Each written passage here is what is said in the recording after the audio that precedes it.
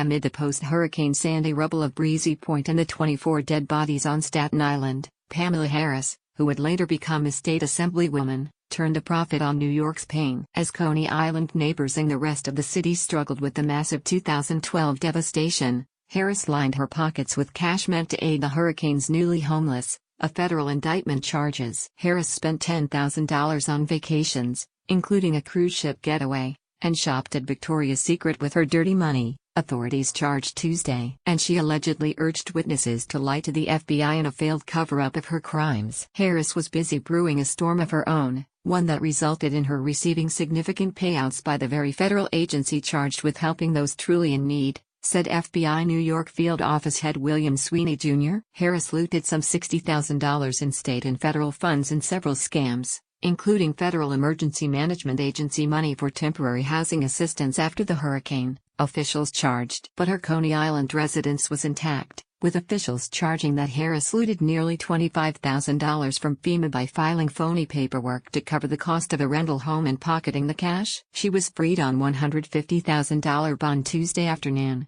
hours after her morning arrest for allegedly looting government funds between 2012 and 2016. Ms. Harris has been an invaluable community organizer and a well-regarded legislator, said a statement from her attorneys. Especially given her background, we are disappointed that Ms. Harris was indicted. She has pleaded not guilty, and we look forward to her day in court and an opportunity there to present the full facts. Harris, 57, is a former correction officer and previously served as head of a Coney Island nonprofit. She was accused of stealing $34,000 in cash provided by the city council to pay rent for her group. She stepped down as head of the Coney Island Generation Gap, a training and mentoring group, in November 2015 when she was elected to the Assembly in a special election. She was re-elected the next year. Harris, who appeared poised and professional in a black pantsuit and heels, is due back in court on Tuesday. She left court without comment, climbing into a blue sports car with plates reading "My Big Dad."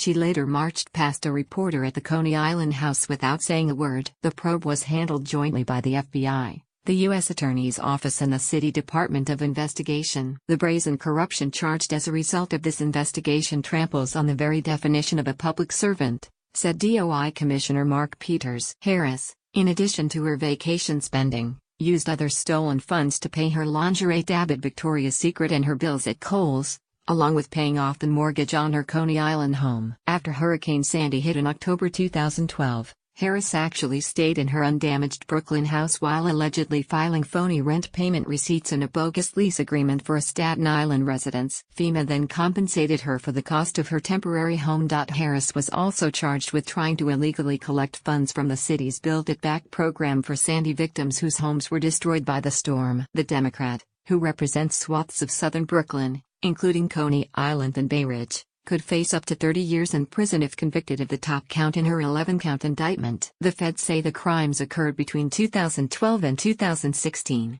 She was charged with wire fraud, conspiracy to commit wire fraud, making false statements, bankruptcy fraud, witness tampering and conspiracy to obstruct justice. The indictment just underscores that the issue of corruption in Albany is not going away, said Bill Horner of the New York Public Interest Research Group. Indeed, the Harris indictment starts what looms as a year of corruption trials, starting this month with the prosecution of Joe Percoco, a former senior aide to Gov. Cuomo. Disgraced former Assembly Speaker Sheldon Silver and Senate Majority Leader Dean Skelos are up for retrial later this year in Manhattan federal court. Juries convicted the ex-Albany powerhouses in separate trials.